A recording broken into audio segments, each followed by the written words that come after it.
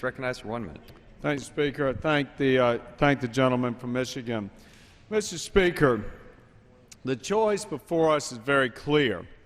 The priority for all of us is jobs. And the choice of how to best create an environment to create jobs is, are we going to have taxes go up or not? Now, Mr. Speaker, the House Republicans have put forward solutions to stop the tax hike so that we can help create jobs for small businesses and beyond.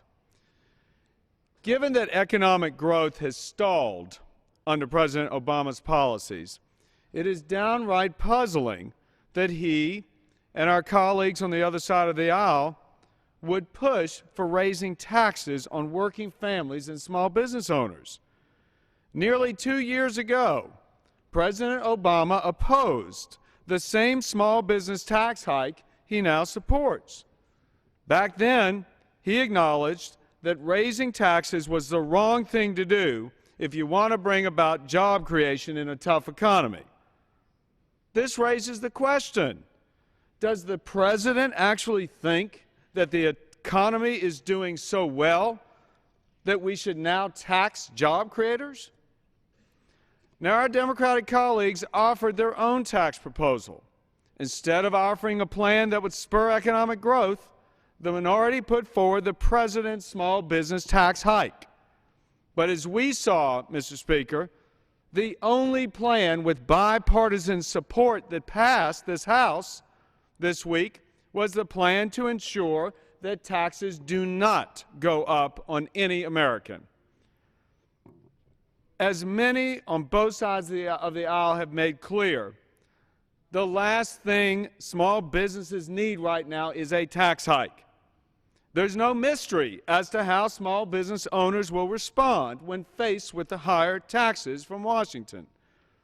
They're rational actors, Mr. Speaker, and when something costs more, you get less of it.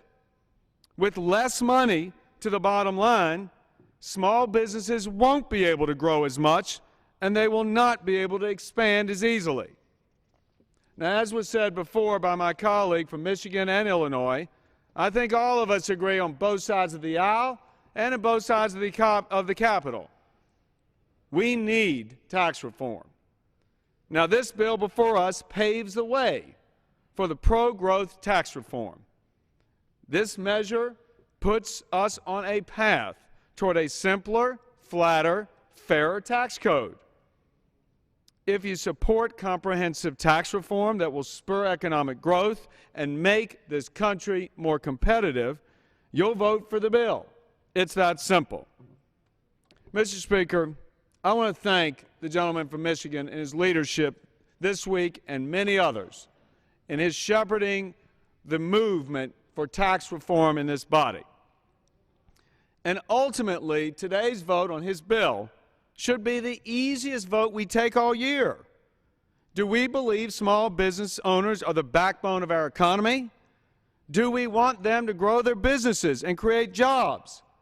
If the answer is yes, then you will support this bill. And I yield back. Gentleman yields back, and the gentleman from Michigan reserves the balance of his time. What purpose does the gentleman from Michigan rise?